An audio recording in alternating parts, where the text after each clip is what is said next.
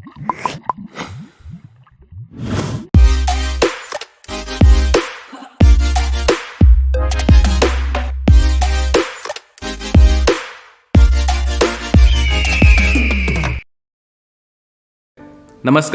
मैं हूँ राव और दृष्टिकोण प्रोडक्शंस में आपका स्वागत है। तो अभी तक आपने एडिटिंग की टेक्निक्स सीखी हैं, कैसे इफेक्ट्स डालने हैं, कैसे ट्रांजिशन करनी है, कैसे एडिटिंग करनी है। जब आप ये सारा काम कर लेंगे तो अगला स्टेप क्या है, आपको वीडियो को एक्सपोर्ट करना है। आज हम लेक्चर 7 में सीखेंगे कि आप अपनी वीडियो को कैसे एक्सपोर्ट कर सकते हैं, किस तरह के फॉर्मेट पे एक्सपोर्ट करें ताकि आप उसको यूट्यूब पे आसानी से अपलोड कर पाएँ। तो चलिए बिना समय लिए चलते हैं प्रीमियर प्रो में। तो हम आ गए हैं प्रीमियर प्रो में। अभी तक की क्लासेस में आपने सीखा कि कैसे आप अपने क्लिप्स को एडिट कर सकते हैं, एडिट करके एक सीक्वेंस बना सकते हैं, कैसे आप टेक्स्ट एनिमेशन कर सकते हैं, मोशन ग्राफिक बना सकते हैं। तो ये सब चीज़ें आपने सीख ली हैं। अब आपकी वीडियो जो है बन के तैयार हो गई है। अब इस तैयार वीडियो को आप कैसे रेंडर करेंगे ताकि ये वीडियो फॉर्मेट में आपके पास आ जाए और उसको ताकि आप अपलोड कर सके, यूट्यूब वगैरह पे शेयर कर सके अपने दोस्तों के साथ। तो वो कैसे करना है वो आज हम इस वीडियो में सीखेंगे। शुरू करने से पहले एक बार क्विकली अपने सोशल मीडिया के हैंडल्स आपको दिखा देता हूँ। जिन लोगों को सबसे पहले अपडेट चाहिए वो ट्विटर पे मुझे फॉलो करें /निर्देशक राव पे। ट्विटर के ऊपर मैं सबसे पहले जो है अपडेट डालता हूँ कि नेक्स्ट लेक्चर जो है कब आने वाला है या नेक्स्ट वीडियो कब आने वाली है। ये सीरीज़ खत्म होने के बाद भी मैं ट्विटर पे अपडेट करता रहूँगा जब भी नेक्स्ट ट्यूटोरियल या कोई और मैं वीडियो अपडेट करूँगा, चाहे वो दृष्टिकोण के ऊपर हो चाहे वो मेरे पर्सनल चैनल के ऊपर हो। इंस्टाग्राम पे /निर्देशक राव पे मुझे जाके आप फॉलो कर सकते हैं। यहाँ पे भी आपको मालूम है मैं स्टोरीज़ वगैरह डालता रहता हूँ अपनी। यूट्यूब चैनल पे भी आप /निर्देशक राव पे जाकर के सब्सक्राइब कर सकते हैं। वहाँ पे मैं जो है स्टॉक फुटेज वगैरह डालता रहता हूँ। फेसबुक के ऊपर भी /निर्देशक राव, यहाँ पे जाके आप मेरे पेज को लाइक कर सकते हैं। तो चलिए चलते हैं वापस प्रीमियर प्रो में। तो ये हमारी वही फुटेज है जो एडिटिंग के दौरान हमने एडिट की थी, बाइक डायरीज़ वाली। इसको अब हम एक्सपोर्ट करेंगे वीडियो फॉर्मेट में। तो जब हम एडिटेड वीडियो को एक्सपोर्ट करते हैं वीडियो फॉर्मेट में तो इस प्रोसेस को हम रेंडरिंग बोलते हैं। तो आज हम रेंडरिंग सीखने वाले हैं। पहले हम एक बार प्ले कर लेते हैं कि क्या वीडियो हमने एक्सपोर्ट करनी है।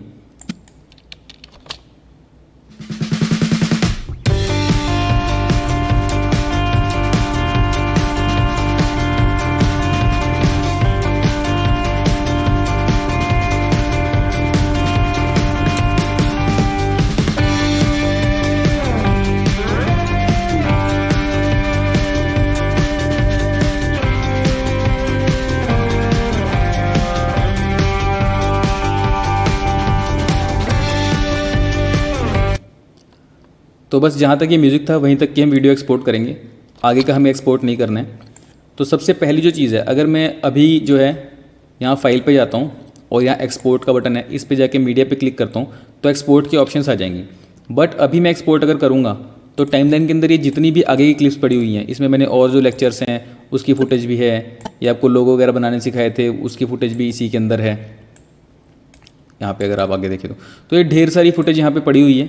ये सारी की सारी यहाँ लास्ट क्लिप तक का जो है ये कंप्लीट रेंडर हो जाएगा, लेकिन मुझे सिर्फ बिगिनिंग का जो पार्ट है उसका रेंडर चाहिए।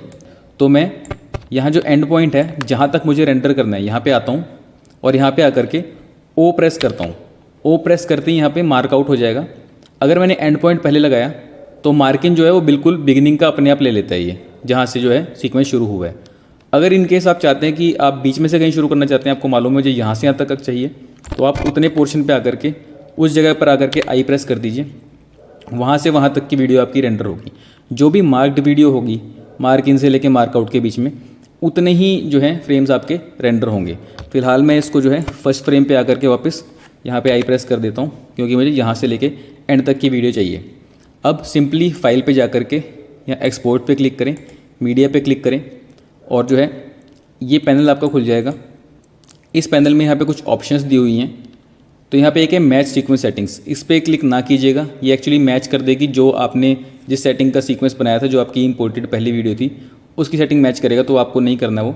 यहाँ पे फॉर्मेट के अंदर बहुत सारे फॉर्मेट हैं। इसके अंदर जो क्विक टाइम का फॉर्मेट आप मूव वगैरह निकालनी हो, ठीक है, अलग अलग तरह के AVI है और बहुत सारी चीज़ें हैं। तो मैं फ़िलहाल आपको बताऊँगा जो बेस्ट फॉर्मेट है H.264 सबसे ट्रस्टेड है, ये नॉर्मली हम एक्सपोर्ट करते हैं। तो इस पर क्लिक करेंगे, यहाँ पे जो है प्रीसेट इसका आ जाएगा। इसमें भी बहुत सारी ऑप्शंस है, इसको आप ना ही छेड़ें। फिर है आउटपुट नेम, ये सबसे इंपॉर्टेंट है। यहाँ पे आप क्लिक करेंगे तो ये पूछेगा कि कहाँ पे आपको इसे सेव करना है। अब मैं यहाँ पे जो है ये फोल्डर है मेरा लेक्चर 7 एक्सपोर्ट का, इसके अंदर मैं यहाँ पे बाइक डायरीज़ रेंडर नाम से ये मैंने यहाँ पे फाइल नेम दिया। MP4 फाइल बनेगी, और इसको सेव पे क्लिक कर देता हूँ। तो यहाँ पे हमारा जो है पाथ सेट हो गया जहाँ पे एक्सपोर्ट करनी है और नाम सेट हो गया फाइल का। और यहाँ पे लिखा हुआ है एक्सपोर्ट वीडियो, एक्सपोर्ट ऑडियो। अगर आपको इन एनी केस मतलब ऑडियो एक्सपोर्ट ना करनी हो तो आप उसको ऑफ कर सकते हैं, ऑन कर सकते हैं, इसके लिए ऑप्शन दी है। इस केस में हमें दोनों चीज़ एक्सपोर्ट करनी है। अब आगे वीडियो की ऑप्शन है यहाँ पर, और यहाँ पे ऑडियो की आप देख सकते हैं। अभी वीडियो सिलेक्टेड है, अगर मैं ऑडियो पे क्लिक करूँगा तो यहाँ पे ऑडियो आ जाएगा।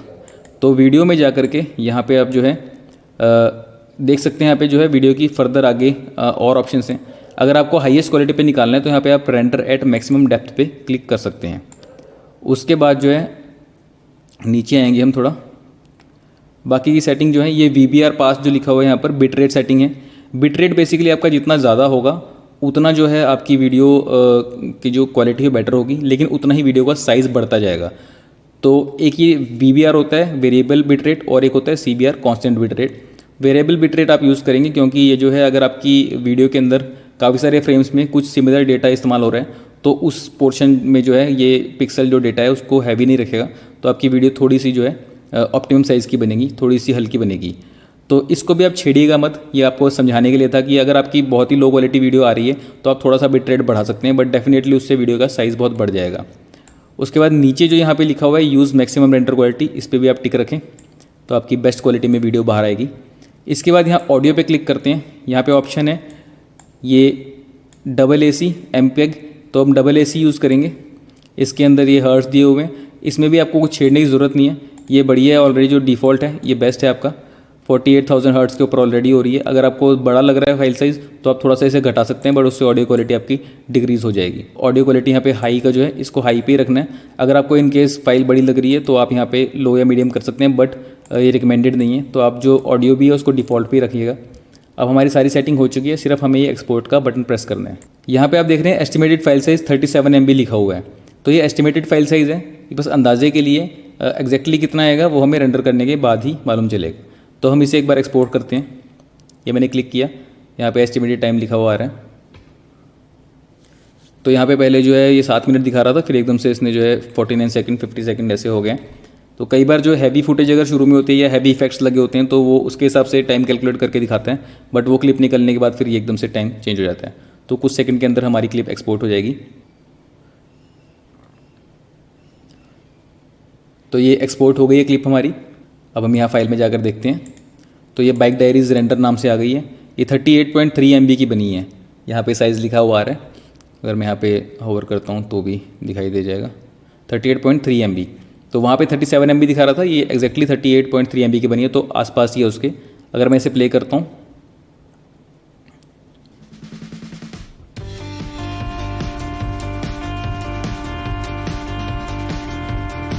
तो ये वही कंप्लीट सीक्वेंस आ गया। मैं तो इसको फॉरवर्ड कर देता हूँ थोड़ा सा, तो इवेंचुअली वहीं जाके ये जहाँ तक हमारी ऑडियो थी वहाँ पे ख़त्म हो गई। तो इस तरह से आपकी जो है बन करके आ गई है वीडियो। अब नेक्स्ट स्टेप क्या है, ये वीडियो बन करके आपकी आ गई है। इसके बाद अब ये तो हमारी थी फुल HD साइज़ में 16:9 वाइड वीडियो थी। आजकल क्या करते हैं कि हम मल्टीपल प्लेटफॉर्म्स पे आ गए हैं, इंस्टाग्राम पे भी हैं, यूट्यूब पे भी हैं। यूट्यूब पे मान लीजिए आपने ये फुल HD वीडियो डाल दिया, लेकिन आपको इंस्टाग्राम के ऊपर जो है स्क्वायर वीडियो डालना होता है ताकि वो बेस्ट उस साइज़ को आप इस्तेमाल कर सकें। तो स्क्वायर वीडियो में अब इसको कन्वर्ट करना है तो हम क्या करेंगे, सीक्वेंस में जाएंगे और सीक्वेंस सेटिंग में इसका साइज़ छेड़ेंगे। उससे क्या होगा, ये बॉक्स बन जाएगा यहाँ पर और आपकी वीडियो में जो है ये सब चीज़ें कट जाएंगी। तो आपको सारी चीज़ों को वापस से फ्रेम के अंदर लाना पड़ेगा और सब चीज़ों की पोजीशन वगैरह आपको चेंज करनी पड़ेगी हर एक क्लिप की, ताकि जो है वो आपके स्क्वायर फ्रेम के हिसाब से सेट हो जाए। ठीक है, मान लीजिए जैसे ये फ्रेम था शुरुआत वाला, इसमें अगर मैं स्क्वायर फॉर्मेट जाऊँगा तो ये जो पर्सन है ये आधा कट जाएगा। यहाँ पर मैं आपको करके दिखाता हूँ एक बार। सीक्वेंस सेटिंग में हम गए, इधर से हम इसे हटा करके कस्टम कर लेते हैं। यहाँ पे मैं 1080x1080 कर देता हूँ। ओके, ये वार्निंग आएगी, changes to preview file format और the preview frame size require all the preview files to be deleted, और ये अंडू नहीं हो सकता ऑपरेशन। तो मैं इसे क्लिक करूँगा, जैसे ही मैंने इसे क्लिक किया आप देख रहे हैं वो पर्सन यहाँ से कट गया। आगे मैं किसी भी फ्रेम पे जाऊँगा तो वो इसी हिसाब से जो है एडिट हो चुके होंगे। अब ये सब के अंदर मुझे क्या करना पड़ेगा, इसको जैसे अब यहाँ पे मुझे वापस लाना था, इस पे जा करके मुझे इसकी पोजीशन को थोड़ा छेड़ना पड़ेगा ताकि मैं इस पर्सन को यहाँ पे ला सकूँ। बेसिकली सारी की सारी मुझे हर एक क्लिप को रीफ्रेम करना पड़ेगा। तो 2 बार मैं Ctrl Z प्रेस करता हूँ, वापस से वाइड वाले उसमें आ जाते हैं। अब नया जो प्रीमियर प्रो है उसके अंदर ऑटो रीफ्रेम नाम का एक फीचर है। वो क्या करता है कि जो रीफ्रेमिंग का काम है उसको ऑटोमेटिकली करता है। तो उसके लिए आप सीक्वेंस पे जाएं, यहाँ पे नीचे लिखा हुआ है सेकंड थर्ड लास्ट ऑप्शन में ऑटो रीफ्रेम सीक्वेंस। इस पर क्लिक करेंगे तो ये बताएगा कि ये आपका सीक्वेंस है जिसको आप कर रहे हैं बाइक डायरीज़ वाला, और 1 बाय 1 पे आप करेंगे स्क्वायर 1 बाय 1, यानी कि दोनों जो है विड्थ और हाइट दोनों 1 बाय 1 है। इस पर अगर आप क्लिक करते हैं तो वर्टिकल 4:5 रेशियो है, 9:16 है। जैसे 16:9 थी उसकी ऑपोजिट 9:16 ही होती है। तो इंस्टाग्राम स्टोरीज जैसे होती हैं तो वो 9:16 में होती हैं, और जो नॉर्मल यूट्यूब वीडियो होती है वो 16:9 में होती है, जो हॉरिजॉन्टल हम अभी करंटली यूज़ कर रहे हैं। इसके अलावा आप कस्टम भी दे सकते हैं। फिलहाल मुझे इसको स्क्वायर में रखना है। अगर मुझे इसको स्टोरी में ना डाल के अगर नॉर्मल पोस्ट मुझे इंस्टाग्राम पे डालनी है तो मैं स्क्वायर में से रखूँगा। और यहाँ पे लिखा हुआ है don't nest clips, this will replace your current motion adjustment. और अगर नेस्टिंग करते हैं तो ये आपकी जो करंट आपने जो मोशन एडजस्टमेंट की है उसको रिमूव नहीं करता है। इसका क्या मतलब है, बेसिकली अगर आपने किसी क्लिप के ऊपर ऑलरेडी पोजीशन के ऊपर की फ्रेम लगा रखे हैं, उसको मूव किया हुआ है, तो यहाँ पे अगर नेक्स्ट क्लिप करेंगे तो आपकी जो एनिमेशन थी उसको ये सेव रखेगा। इन केस आपने कोई एनिमेशन नहीं की है तो आप ऊपर वाला ऑप्शन रखेंगे, तो इस केस में ये उसको नहीं बचाएगा। तो यहाँ पे मैंने कोई एनिमेशन इसमें नहीं की हुई है, तो डोंट नेक्स्ट क्लिप पे मैं रखूँगा, क्रिएट पे क्लिक करता हूँ। तो यहाँ पर जो है आप देख रहे हैं ओरिजिनल यहाँ पे बाइक डायरीज़ नाम का था मेरा सीक्वेंस, और एक यहाँ पे बाइक डायरीज़ 1 बाय 1 बन करके आ गया है, और इसमें स्क्वायर है। तो इसने क्या किया, उसको चेंज नहीं किया, वो मेरा ओरिजिनल अभी भी वहीं का वहीं है। इसने एक नया बना दिया 1 बाय 1, उसको ब्रैकेट में नाम देके नया रीनेम करके। तो आपका ओरिजिनल सीक्वेंस भी आपके पास हमेशा सेफ रहेगा। अब इसे एक बार प्ले करके देखते हैं।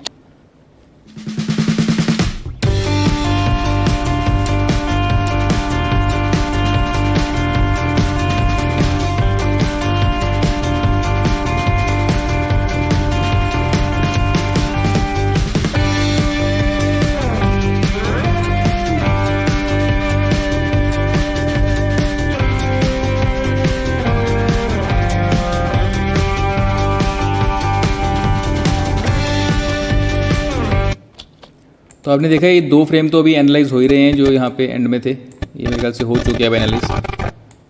तो सबसे पहले जो ये वाला था, इसमें देख रहे हैं ऑलरेडी वो जो है उसने इस पर्सन को सेंटर कर लिया अपने हिसाब से।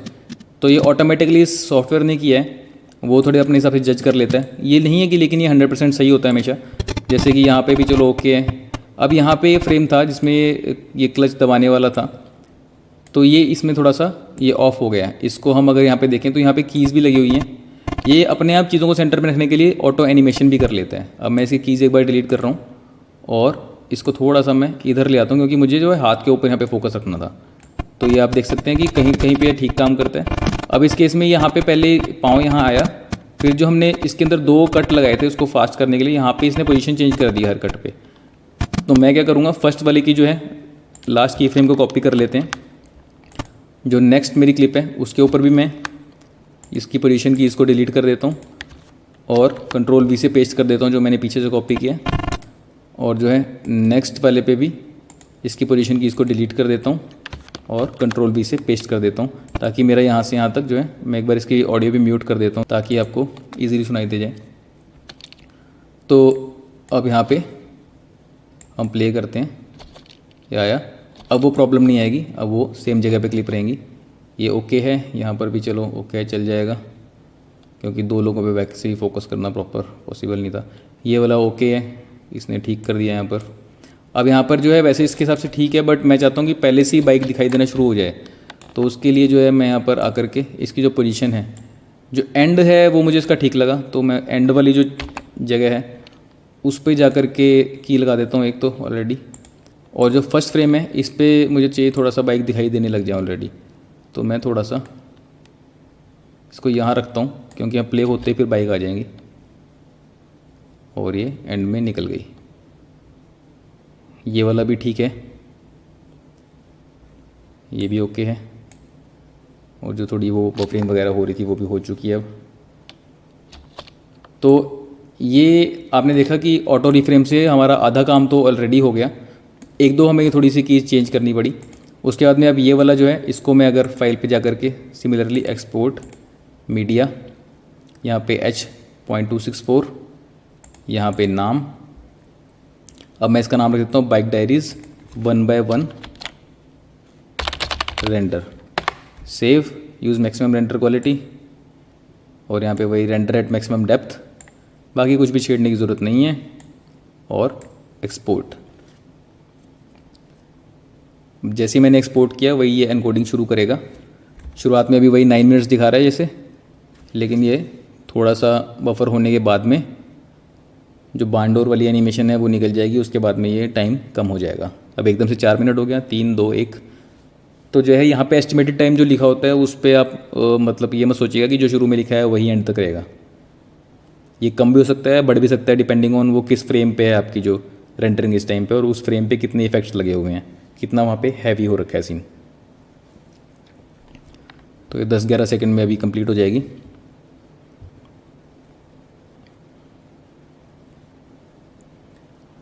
हम यहाँ जाते हैं तो ये हमारी 1:1 वाला आ गया, 38.1 MB का बना है। इसको मैं प्ले करता हूँ तो इसका साइज़ जो है स्क्वायर है, आप देख सकते हैं, ठीक है। और इसमें ऑडियो नहीं आई है, उसका रीज़न ये है कि मैंने ऑडियो म्यूट कर दी थी। आपको याद होगा मैंने ऑडियो म्यूट की थी। तो ये भी चीज़ का ध्यान रखिएगा, अगर आपको ऑडियो एक्सपोर्ट होकर के नहीं आ रही है तो चेक कर लीजिएगा कि आपका कहीं ट्रैक म्यूट तो नहीं है। इसे हटा देंगे तो ऑडियो आपकी वहाँ पर आ जाएगी। इसके अलावा जो तीसरी चीज़ है, अब हमने रेंडरिंग देख लिया कि कैसे होती है, ऑटो रिफ्रेम भी देख लिया कि आपको बाद में रिफ्रेम करना हो, साइज़ करना, चेंज करना हो तो पूरा सीक्वेंस का आप ऑटो रिफ्रेम से कर सकते हैं। उसमें आपका आधे से ज़्यादा काम जो है रिफ्रेमिंग का सॉफ्टवेयर कर देगा और कुछ चीज़ें ही आपको छेड़नी पड़ेंगी। अब अगली चीज़ ये कि कलेक्ट फाइल्स कैसे निकालते हैं। कलेक्ट फाइल्स क्या होती हैं, बेसिकली अगर मान लीजिए आपको ये प्रोजेक्ट किसी और को देना है, किसी और के सिस्टम में जा करके आपको ये आगे एडिट करना है, तो इसके अंदर तो बहुत सारी वीडियो फाइल्स डली हुई हैं जो कि मेरी हार्ड ड्राइव में मान लीजिए कोई डी से उठाई हुई है, कोई ई से है, कोई डेस्कटॉप पे, मेरे कई बार लोगो वगैरह डेस्कटॉप पे पड़े होते हैं, कोई इमेज फाइल हम डेस्कटॉप से उठा लेते हैं। तो अलग अलग जगहों से बहुत सारी फाइल्स इसके अंदर कॉल हो रखी होती हैं। अब वो सारी फाइल्स जो है ढूंढ ढूंढ के मुझे एक फ़ोल्डर के अंदर डालनी पड़ेंगी ताकि वो सारी फाइल दी जा सकें किसी और को। तो वो बहुत ही टीडियस प्रोसेस है, क्योंकि कई बार हम ही मैनेज नहीं करते कि हमने कहाँ कहाँ से उठाई हैं। हालांकि ये एक बहुत अच्छी बात है कि अगर आप मैनेज करके रखें ऑलरेडी, एक फ़ोल्डर के अंदर ही अपना सारा डेटा रखें। मैं वैसे रॉ डेटा नाम का एक फ़ोल्डर बना लेता हूँ अपने पास, जिसके अंदर सारा डेटा रखता हूँ। बट इन केस फिर भी कोई फाइल डेस्कटॉप से आ रही है, कोई फाइल कहीं और से आ रही है, सब इधर उधर से आ रही हैं, तो आप उनको इकट्ठा कैसे कलेक्ट कर सकते हैं। तो उसके लिए क्या है कि अब मान लीजिए ये फाइल्स तो चलो एक ही जगह से मेरे पास आ रही थी, एक मैं कोई रैंडम फाइल आगे से डाल लेता हूँ, जैसे कि यही फाइल ले लेते हैं, ये लड़की वाली फाइल जो है। पहले तो मैं इसमें आ जाता हूँ जो नॉर्मल रेजोल्यूशन वाली मेरी, हाँ इस प्रोजेक्ट में आ जाता हूँ। अब इसके अंदर जो है ये फाइल उठा के मैं यहाँ पे ले आता हूँ, सिर्फ इसलिए कि दिखाने के लिए कि यहाँ पे कुछ बाइक की फाइल्स होगी, कुछ ये हो गई। अब मैं क्लीन अप करने के लिए आगे का जितना भी है उस सबको डिलीट कर रहा हूँ। ए प्रेस करके सिलेक्ट फॉरवर्ड वाली और डिलीट। तो आगे की सारी मुझे क्लिप्स सिलेक्ट करनी थी, तो मैं इजीली जो है इस टूल से सिलेक्ट कर सकता हूँ, जो यहाँ पर आपका ट्रैक सिलेक्ट फॉरवर्ड टूल है। अब यहाँ पर जो है कुछ मेरी ये ड्रोन की फुटेज हैं, कुछ ये बाइक वाली जो नॉर्मल फुटेज हैं, और एक फुटेज जो है यहाँ पर ये वाली है कैट वुमन वाली जो है। तो इतना सा मेरा प्रोजेक्ट है और एक ये ऑडियो फाइल है। अब मैं यहाँ पर फाइल पे क्लिक करता हूँ, एक्सपोर्ट के नीचे यहाँ पर प्रोजेक्ट मैनेजर मिलेगा आपको सेकंड लास्ट नंबर पे जो है एग्जिट से ऊपर, इस पर मैं क्लिक करता हूँ तो यहाँ पे ये पूछेगा कौन सा सीक्वेंस आपने करना है। अब मेरे इसी प्रोजेक्ट के अंदर basketball shot, bike diaries 1x1, nested sequence और कार एनीम, ये जो है कुछ सीक्वेंस बने हुए थे जो मैंने कि आपको पढ़ाते हुए उस दौरान में बनाए होंगे। लेकिन मुझे सिर्फ बाइक डायरीज़ वाला जो है यही एक्सपोर्ट करना है। इस पर मैं ओके पे क्लिक करूँगा तो ये एक्सपोर्ट हो जाएगा। लेकिन उससे पहले मुझे यहाँ पर इसको डेस्टिनेशन पाथ देना है कि कहाँ पे मुझे इसे एक्सपोर्ट करना है। तो यहाँ फ़िलहाल मैं इसको जा करके सिलेक्ट फोल्डर, तो ये मैंने पाथ दे दिया है। उसके अलावा यहाँ पे कुछ ऑप्शंस हैं।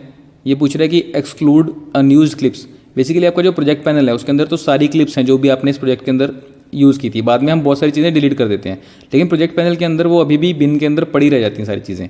तो आप चाहते हैं कि वो सब भी इंक्लूड हों, या फिर आप चाहते हैं कि नहीं मुझे बस जितना सीक्वेंस के अंदर अभी मेरे है सिर्फ उतना ही मटेरियल चाहिए। तो मैं यहाँ पे एक्सक्लूड अनयूज्ड क्लिप्स करूँगा, क्योंकि मुझे सिर्फ उतना ही चाहिए जितना सीक्वेंस में है। और जो है मैं ओके पे क्लिक करूँगा। This operation requires the project to be saved. तो ये ध्यान रखिएगा कि अगर आपने कुछ चीज़ें डिलीट की हैं और आप प्रोजेक्ट को ऐसे सेव नहीं करना चाहते तो ये बटन मत दबाइएगा। मेरे केस में मैंने जो डिलीट कर दिया वो कर दिया, मुझे नहीं चाहिए। तो मैं यहाँ पर यस पे क्लिक कर देता हूँ, ये ऑटो सेव कर लेगा उसको। और प्रोजेक्ट को एनालाइज करके कॉपिंग मीडिया जो क्या कर रहा है, ये जगह जगह से मीडिया उठा रहा है। अगर कोई डेस्कटॉप से थी, कोई किसी और फोल्डर से थी, किसी और जगह से थी, तो सबको इकट्ठा करके उनको एक नए फोल्डर के अंदर कॉपी कर रहा है। तो फाइल्स को कलेक्ट कर रहा है, इसलिए इसको कलेक्ट फाइल्स बोलते हैं। तो जैसे ये सारी फाइल्स को कॉपी करके उस नए फोल्डर के अंदर पेस्ट कर लेगा, आपका पूरा प्रोजेक्ट जो है वो एक्सपोर्ट हो जाएगा। Exporting the video is one thing, जो हमने पहले देखा rendering. Exporting the project is other thing, कि इसके अंदर प्रोजेक्ट फाइल भी जाएगी, सारी ओरिजिनल फाइल्स भी जाएंगी, पूरा का पूरा प्रोजेक्ट जो है वो आपका एक्सपोर्ट होगा। तो ये कलेक्ट फाइल वाले मेथड से हम इसे करते हैं। थोड़ी देर में ये कॉपी कंप्लीट हो जाएगा। अब ये कलेक्ट फाइल्स बन चुकी हैं। अब हम उस फोल्डर में जाते हैं। तो यहाँ पे आप देख रहे हैं कॉपीड एक्सपोर्ट ट्यूटोरियल नाम से एक अलग से फोल्डर बन के आ गया, क्योंकि मेरा एक्सपोर्ट ट्यूटोरियल नाम का प्रोजेक्ट था, तो कॉपीड एक्सपोर्ट ट्यूटोरियल उसने बना दिया है कलेक्ट फाइल्स के फोल्डर का नाम। 3.27 GB का ये फोल्डर है। इस पर मैं क्लिक करता हूँ तो यहाँ पे देख रहे हैं ये सारी जो हैं बाइक वाली फुटेज आ गई हैं। अगर हम इसको एक्स्ट्रा लार्ज कर लेते हैं साइज़ को, ये सब बाइक की फुटेज हैं जो उसमें यूज़ हुई हैं, और एक हमारी कैट वुमन की फुटेज थी वो भी इसके अंदर आ गई है, ये आप देख सकते हैं। तो जो भी कुछ हमारे सीक्वेंस के अंदर था वो सारी फुटेज हमारी यहाँ पर आ गई हैं। और ये एक्सपोर्ट ट्यूटोरियल नाम का एक प्रीमियर की भी फाइल बन गई है। एक ये रेडी सेट गो क्या है, ये जो हमने ऑडियो नीचे डाली थी, जो म्यूज़िक प्ले हो रहा था, वो भी इसमें आ गया। तो ये सारी की सारी आपकी चीज़ें जो सीक्वेंस के अंदर होती हैं सबको यहाँ पर कॉपी कर देता है। अब आप ये फोल्डर जो है ये किसी के साथ भी शेयर कर सकते हैं। वो जा करके बस ये प्रीमियर प्रो का जो ये इस पर डबल क्लिक करते हैं जैसे हम, तो ये प्रोजेक्ट को खोल देगा। अब आप देख सकते हैं लोड हो रही हैं फाइलें, और ये एग्जैक्टली वही का वही प्रोजेक्ट है। अभी फाइलें लोड हो रही हैं, बस फ़र्क इतना है कि अब जो फाइल लोड हो रही हैं वो उस जगह से हो रही हैं जो हमारा नया फोल्डर बन गया। तो बेसिकली अगर मैं किसी फाइल पे राइट क्लिक करता हूँ, यहाँ पे अगर आप देखेंगे तो रिवील इन प्रोजेक्ट, रिवील इन एक्सप्लोरर, ये दो ऑप्शंस हैं। अगर रिवील इन प्रोजेक्ट पे मैं क्लिक करता हूँ तो ये दिखा देगा यहाँ प्रोजेक्ट में कहाँ पे पड़ी है, बिन में फाइल। और अगर मैं राइट क्लिक करके रिवील इन एक्सप्लोरर करता हूँ तो हमारे कंप्यूटर में फाइल कहाँ पड़ी है वो दिखा देगा। तो अगर ये वैसे भी आपके लिए बड़ी अच्छी ऑप्शन है, अगर आपको कभी कोई फाइल ढूंढनी होगी किस जगह से मैंने उठाई है, तो रिवील इन एक्सप्लोरर पर आप क्लिक करके फोल्डर खोल सकते हैं। तो ये वही फोल्डर खुल गया जिसके अंदर जो है कलेक्ट फाइल्स हमारी सारी अभी आई हैं, कॉपीड एक्सपोर्ट ट्यूटोरियल वाला फोल्डर जो है। तो इस तरह से आप जो है इजीली अपना पूरा प्रोजेक्ट एक्सपोर्ट कर सकते हैं। अब इसके अलावा जो है आपकी जो ये फाइल्स जो आ गई हैं, मैं एक बार यहाँ पर चला जाता हूँ। ये हमारा बाइक डायरीज रेंडर वाली जो चीज़ थी, 38.3 MB की ये वीडियो है। अब अगर इसका फाइल हमें और छोटा करना है तो उसके लिए वैसे मैंने अपने Q&A सेशन में बताया था, लेकिन दोबारा भी बता देता हूँ आपको। यहाँ पर आप फॉर्मेट फैक्ट्री नाम का एक सॉफ्टवेयर है, फ्री है, इसको आप डाउनलोड कर सकते हैं, गूगल पे सर्च करके आप ढूंढ लीजिएगा। तो फॉर्मेट फैक्ट्री में क्या है कि आप यहाँ पे आप अपनी वीडियो को ड्रैग ड्रॉप करें। यहाँ पे पूछता है कि आपको कौन कौन से फॉर्मेट में कन्वर्ट करनी है, उसके ऑप्शन दिखाता है। हम MP4 पे क्लिक करेंगे, सेटिंग पे जाएंगे, यहाँ पर ऑप्टिमम क्वालिटी एंड साइज़ होना चाहिए, उस पर ओके पे क्लिक करें और जो है ओके स्टार्ट कर दें। तो वो क्या करेगा, यहाँ पर इसी फोल्डर के अंदर उसका जो है स्मॉलर वर्जन बना देगा। तो ये कंप्लीट हो गया। अब यहाँ पर बाइक डायरीज यहाँ पर रेंडर जो है 1 करके एक फ़ाइल आ गई है। अगर आप इस पर क्लिक करते हैं तो ये जो है 18 MB की है। अब इसको प्ले करके देख लेते हैं।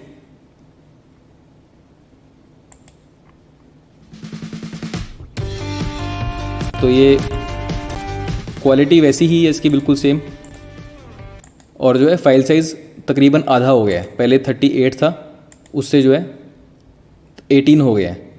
तो आप देख सकते हैं कितना इससे ज़्यादा फ़र्क पड़ जाता है। अब ये वाली फ़ाइल जो है इसको आप यूट्यूब पे अपलोड कर सकते हैं इजीली, शेयर करना इसको ईजी है। तो आज हमने सीखा कैसे आप अपनी वीडियो को रेंडर कर सकते हैं, कैसे उसका फाइल साइज़ आप बाद में स्मॉल कर सकते हैं, किस तरह से आप अपने सीक्वेंसेस को रीफ्रेम कर सकते हैं अगर आपको किसी और सोशल मीडिया प्लेटफॉर्म के ऊपर उसको निकालना है, या फिर उसका कोई और साइज़ का आपको रिक्वायरमेंट है निकालने की सीक्वेंस की, तो वो आप ऑटो रीफ्रेम से कर सकते हैं। उसके अलावा आप अपना पूरा प्रोजेक्ट कैसे एक्सपोर्ट कर सकते हैं अगर आपको किसी और के साथ उस प्रोजेक्ट को शेयर करना है। हो सकता है कि ये पूरी सीरीज़ ख़त्म होने के बाद अगर मुझे टाइम लगा तो मैं इन जो यही क्लिप्स हैं इनके प्रोजेक्ट आपको एक्सपोर्ट करके और जो है पूरा प्रोजेक्ट भी आपके साथ शेयर कर दूंगा, तो ताकि आप जो है उसको देख सकें। मेरे प्रोजेक्ट जो आपके पास आ जाएगा उससे क्लिप्स भी आपके पास आ जाएंगी, और मैंने उसमें क्या क्या किया हुआ है, किस तरह से कलर ग्रेडिंग की है, किस तरह से एडिटिंग की है, वो सब भी आपको नज़र आ जाएगा। तो आज आपने सीखा कि कैसे वीडियो को एक्सपोर्ट कर सकते हैं, डिफरेंट फॉर्मेट्स कौन से होते हैं। होपफुली आपको कुछ सीखने को मिला होगा। अगर आपको वीडियो पसंद आई तो लाइक कीजिए, इसे शेयर कीजिए, हमारे चैनल को सब्सक्राइब कीजिए और बेल आइकन दबाना ना भूलें, ताकि आपको नोटिफिकेशन मिलती रहे नेक्स्ट वीडियो जब भी आएगी उसके बारे में। सोशल मीडिया पे मुझसे जुड़े रहने के लिए मैंने लिंक डिस्क्रिप्शन में दिए हुए हैं। इंस्टाग्राम पे आप फॉलो कर सकते हैं मुझे, यूट्यूब पे सब्सक्राइब कर सकते हैं, फेसबुक पे लाइक कर सकते हैं। इंस्टाग्राम पे मैं बिहाइंड द सीन की पोस्ट डालता रहता हूँ, रेगुलर लाइफ में क्या चल रहा है डालता रहता हूँ। वहाँ पे आपको कुछ पूछना हो तो आप मुझे कमेंट कर सकते हैं फोटो के ऊपर, या फिर मैसेज कर सकते हैं डायरेक्टली। उसके अलावा यूट्यूब के ऊपर मैं फ्री स्टॉक फुटेज डालता ही रहता हूँ, आपको मालूम है, तो आप डाउनलोड करके अपना एडिटिंग कोर्स के दौरान प्रैक्टिस कर सकते हैं उनके साथ में। तो आपने आज एक्सपोर्टिंग सीख ली है। कई लोगों का सवाल था ग्रीन स्क्रीन के बारे में पहले भी। नेक्स्ट लेक्चर में हम सीखेंगे कि प्रीमियर प्रो के अंदर ग्रीन स्क्रीन को कैसे की आउट करते हैं, क्या उसका प्रोसेस है। फिलहाल के लिए इतना ही, मिलते हैं नेक्स्ट लेक्चर में। तब तक के लिए आपकी ओर से नमस्कार।